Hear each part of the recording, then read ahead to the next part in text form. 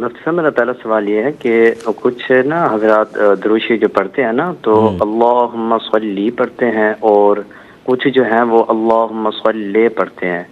اور اسی طرح کوئی وآلہ وسلم پڑھتا ہے تو کوئی وسلم پڑھتا ہے، تو کیا یہ دونوں طریقے صحیح ہیں پڑھنے کے؟ دیکھیں درود پاک پڑھتے ہوئے مجہول جو لہجہ ہے وہ تو صلی کا ہے، اللہم صلی علی، اور بڑا معروف ہے،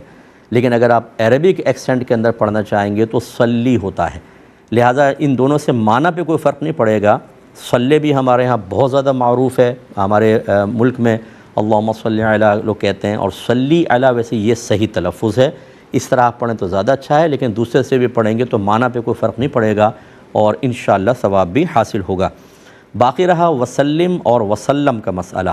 یہ الگ چیز ہوتی ہے۔ دیکھیں اگر آپ شروع میں پڑھتے ہیں صلی اللہ علی محمد، مثال کے طور پر صلی اللہ علی محمد وسلم، صلی اگر پڑھیں گے تو وسلم پڑھیں گے، اور اگر شروع میں صلی پڑھیں گے تو آگے وسلم پڑھیں گے، ٹھیک ہے، اللہم صلی علی محمد وسلم۔ تو صلی کا مطلب یہ امر کا صیغہ ہے، لیکن اللہ کی بارگاہ میں جب کہتے ہیں، یعنی ویسے حکم کے لیے استعمال ہوتا ہے، لیکن اللہ کی بارگاہ میں درخواست کے لیے، دعا کے لیے پیش کرتے ہیں، اللہ تعالیٰ رحمت نازل فرما، وسلم اور سلامتی نازل فرما۔ دونوں کو چونکہ اس طرح امر کے صیغہ بنانا ہوتا ہے تو یہاں بھی کسرہ یہاں بھی کسرہ، یعنی یہاں زیر یہاں زیر، اور اگر آپ زبر کے ساتھ پڑھیں گے اللہم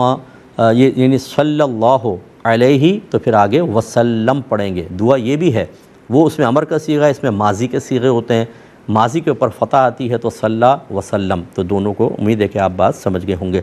یہ مت کیجیے گا کہ ایک طرف صلی ایک طرف وسلم، یا یہاں صلی وہاں وسلم، یہ پھر الگ اسلوب کے خلاف ہوگا عربی جو طریقہ کار ہے، دونوں طرف یا تو زبر یا دونوں طرف زیر۔